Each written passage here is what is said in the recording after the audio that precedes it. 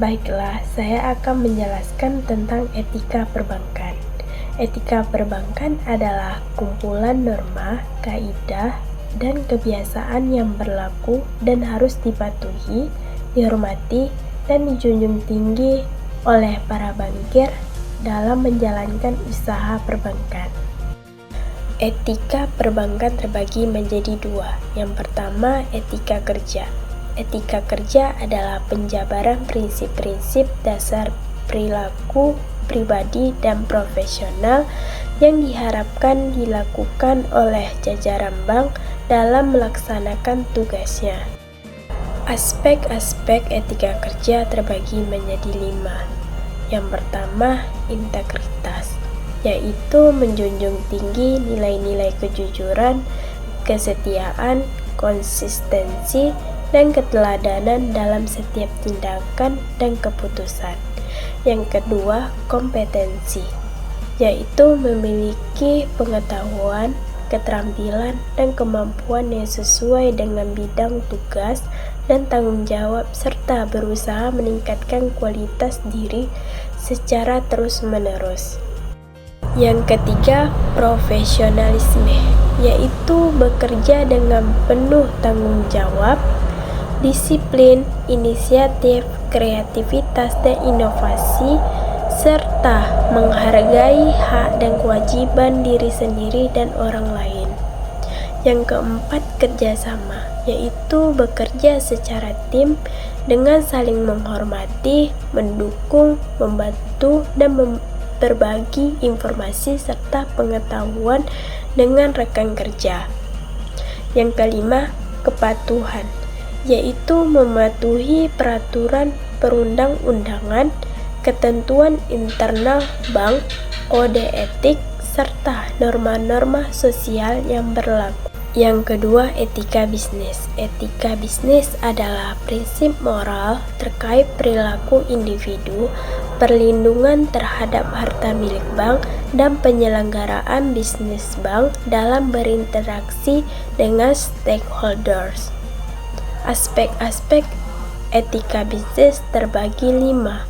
Yang pertama, pelayanan, yaitu memberikan pelayanan yang berkualitas, ramah, cepat, tepat, aman, dan nyaman kepada nasabah serta menjaga kerahasiaan data dan informasi nasabah. Yang kedua, transparansi, yaitu menyampaikan informasi yang akurat, jelas, lengkap, dan mudah dipahami kepada nasabah mengenai. Yang ketiga, keadilan, yaitu memberlakukan perlakuan yang adil, objektif, tidak diskriminatif, dan sesuai dengan ketentuan yang berlaku kepada nasabah maupun rekanan.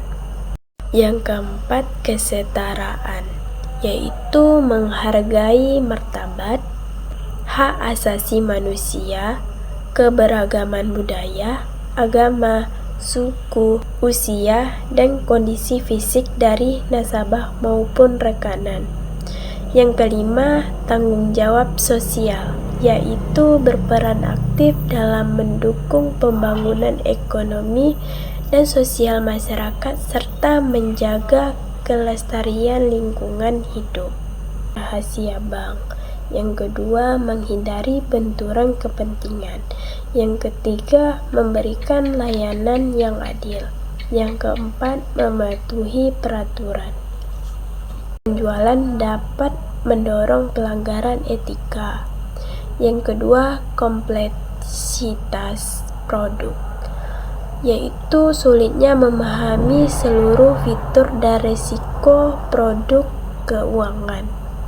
Yang ketiga, budaya organisasi, yaitu budaya yang tidak memprioritaskan etika dapat memicu perilaku tidak etis. Yang keempat, pengawasan lemah, yaitu kurangnya pengawasan dan sanksi yang tegas dapat memperburuk masalah. Dampak pelanggaran etika perbankan. 1. Kehilangan kepercayaan, yaitu pelanggaran etika dapat merusak reputasi bank dan mengikis kepercayaan masyarakat. Yang kedua, risiko finansial, denda, hukuman, dan biaya perbaikan akibat pelanggaran etika dapat merugi bank secara finansial. 3. Dampak sosial, yaitu pelanggaran etika dapat berdampak luas pada masyarakat, ekonomi, dan lingkungan. Baiklah, saya akan melanjutkan presentasi kelompok 4, yang dimana saya akan menyampaikan materi tentang tata kelola perbankan. Di sini dinyatakan bahwa tata kelola itu adalah suatu kegiatan yang dilakukan secara berstruktur dan sistematis dalam menyusun, merencanakan, menganalisis, dan menetapkan perencanaan agar mencapai tujuan yang ditetapkan. Sedangkan perbankan itu adalah segala sesuatu yang menyangkut tentang bank, mencakup kelembagaan, kegiatan usaha, serta cara dan proses melaksanakan usahanya. Tata kelola perbankan secara umum sebagai berikut. A. Ketentuan umum. Bank wajib menerapkan prinsip-prinsip tata kelola yang baik dalam setiap kegiatan usaha bank pada seluruh tingkatan dan jenjang organisasi. Prinsip-prinsip tata kelola yang baik paling sedikit diwujudkan dalam yang pertama, pelaksanaan tugas dan tanggung jawab direksi dan dewan komisaris, kelengkapan dan pelaksanaan tugas komite dan satuan kerja yang menjalankan fungsi pengendalian intern, penetapan fungsi kepatuhan, audit intern dan audit ekstern, penerapan manajemen risiko, penyediaan dana kepada pihak terkait, dan penyediaan dana besar, rencana strategis, dan juga transparansi kondisi keuangan dan non-keuangan. B. Penerapan prinsip tata kelola yang baik pada bank. Penerapan prinsip tata kelola yang baik pada bank yang paling sedikit mencakup keterbukaan, akuntabilitas, tanggung jawab, independen, dan kewajaran.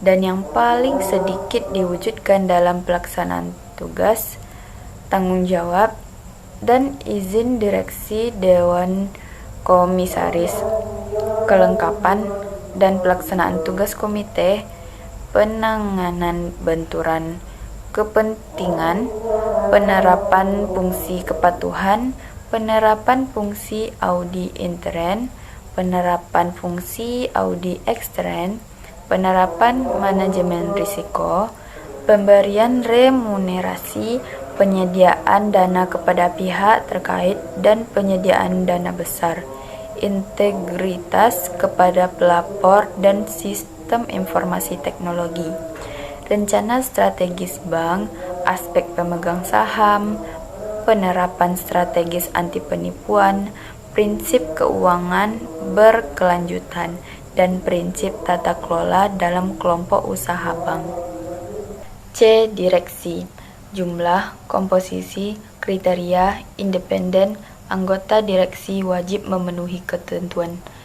Seluruh anggota direksi bank yang melaksanakan kegiatan usaha konvensional yang memiliki unit usaha syariah memiliki tanggung jawab dalam mengembangkan unit usaha syariah. Pemberhentian atau penggantian anggota direksi wajib mengedepankan kepentingan utama bank. Pemberhentian atau pengganti anggota direksi sebelum masa jabatan berakhir wajib memperhatikan kepentingan utama bank dan dilakukan dengan kriteria tertentu. Pemberhentian atau penetapan direktur utama atau direktur yang menjalankan fungsi kepatuhan sebelum masa jabatan berakhir wajib mendapatkan persetujuan OJK terlebih dahulu. D. Dewan Komisaris. Jumlah, komposisi, kriteria, dan independen anggota Dewan Komisaris wajib memenuhi ketentuan. Tanggung jawab pengembangan UUS bagi Dewan Komisaris Bank yang melaksanakan kegiatan usaha secara konvensional. Persyaratan bagi komisaris independen, pemberhentian atau penggantian anggota Dewan Komisaris wajib mengedepankan kepentingan utama bank. Pemberhentian atau pengganti anggota Dewan Komisaris sebelum masa jabatannya berakhir wajib memperhatikan kepentingan utama bank dan dilakukan dengan kriteria tertentu. Komite untuk membantu dan mendukung pelaksanaan tugas dan tanggung jawab direksi. Direksi wajib membentuk komite direksi yang paling sedikit terdiri dari komite risiko manajemen, komite kebijakan perkreditan atau pembiayaan, komite kredit atau pembiayaan, dan komite pengarah informasi teknologi, dan untuk membantu dan untuk mendukung pelaksanaan tugas dan tanggung jawab Dewan Komisaris. Dewan Komisaris wajib membentuk komite Dewan Komisaris yang paling sedikit terdiri dari komite audit, komite pemantau risiko, komite remunerasi, dan penghargaan. Fungsi kepatuhan, audit intern dan audit ekstern. Kewajiban bank untuk memiliki direktur yang membawakan fungsi kepatuhan dan membentuk satuan kerja kepatuhan untuk memastikan kepatuhan bank terhadap kesatuan OJK dan ketentuan peraturan undang-undang. Kewajiban bank untuk memiliki direktur yang membawakan fungsi kepatuhan dan membentuk satuan kerja kepatuhan untuk memastikan kepatuhan bank terhadap ketentuan OJK dan ketentuan peraturan undang-undang, dan juga bank menggunakan penyelenggaraan fungsi audit ekstern dan akuntan publik dan kantor akuntan publik dalam menyediakan informasi keuangan bank yang transparan dan berkualitas. Penerapan manajemen risiko. Bank wajib menerapkan manajemen risiko secara efektif dan yang disesuaikan dengan tujuan, kebijakan usaha, ukuran dan kompleksitas usaha serta kemampuan bank dengan berpedoman pada persyaratan dan tata cara sebagaimana dalam ketentuan otoritas jasa keuangan mengenai penerapan manajemen risiko bagi bank umum. Yang berikutnya, penyediaan dana kepada pihak terkait dan penyediaan dana besar. Pelaksanaan penyediaan dana kepada pihak terkait atau penyediaan dana besar wajib berpedoman pada ketentuan yang mengatur mengenai batas maksimum pemberian kredit bank umum. Rencana strategis bank. Kewajiban bank menyusun dan menyampaikan rencana strategis bank dan rencana aksi pemulihan, serta mengimplementasikan rencana tersebut. Selanjutnya, aspek pemegang saham. Kewajiban untuk memiliki kebijakan untuk memastikan perlakuan yang adil terhadap pemegang saham, pelindung hak pemegang saham, dan memfasilitas partisipasi pemegang saham. Selanjutnya, aspek transportasi kondisi bank.